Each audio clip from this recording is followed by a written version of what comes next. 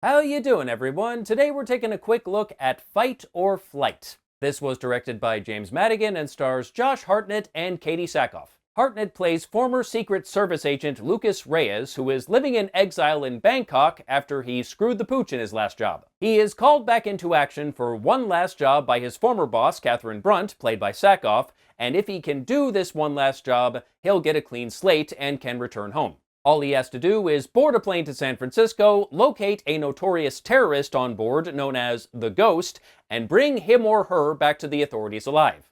Sounds simple, right? Well, it would be, except for two things. Number one, while they are fairly certain the Ghost is on the flight, nobody actually knows what he or she looks like, so Lucas has to figure that out. Also, virtually every first world country and major corporation on Earth has a bounty put out on the Ghost, so the plane is full of assassins. Kinda like a John Wick movie, except all of the assassins are in a small enclosed space, thousands of feet in the air. This shit's gonna have nuts in it. This movie was somehow not on my radar at all. I just happened to catch it at an early screening, and I really liked it. It kinda gave me some Bullet Train vibes, except it's on a plane instead of a train, but it's a bunch of people in a small enclosed space in transit trying to kill each other. And it lets you know exactly what you're in for right off the bat. The very first thing you see is a whole mess of people on that plane trying to kill each other with various weapons, conventional and improvised, and then there are some female Chinese martial artists for some reason, and then one of the flight attendants throws a chainsaw into the mix, and then a stray bullet catches the side of the plane, which blows it open, and people start getting sucked out into the open air, and then flashback to 12 hours earlier. Okay, I'm in. It is very important to hook your audience as quickly as possible, and the people behind this movie understand that. From minute one, I'm like, okay, you got me, let's fucking go. It is darkly funny, I laughed a lot. I can't really think of any jokes off the top of my head that didn't land for me. I thought the comedy was very well done. It is also violent as hell, and they have some very creative kills. I don't think I have ever seen anyone get killed with a fire sprinkler.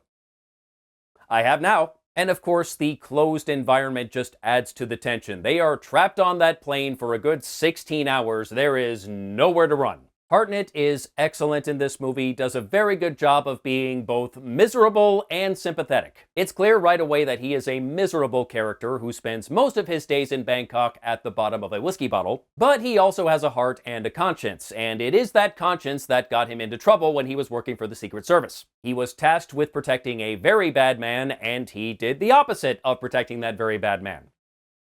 And the government took exception to that. It's hard not to feel sympathy for him because he's not a bad guy, he just is his own worst enemy and does all the wrong things for all the right reasons. And he drinks a lot.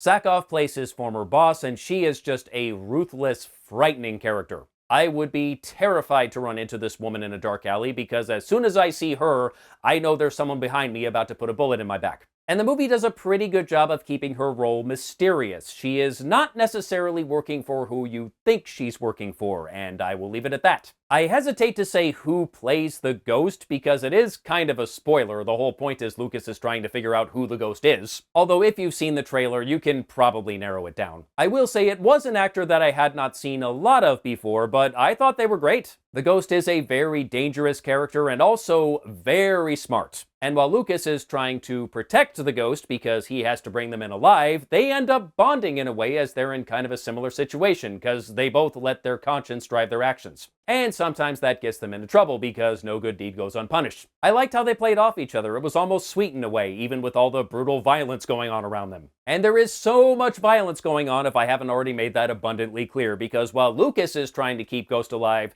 no one else on that plane really cares. As far as they're concerned, it's a wanted dead or alive situation, and dead is preferred. Overall, I thought it was funny and exciting and had a solid cast, and underneath the comedy and gratuitous violence, it has a lot of heart. And if you have the time this weekend, I highly recommend giving this one a watch. And that's all I have to say about Fight or Flight. Till next time, take care.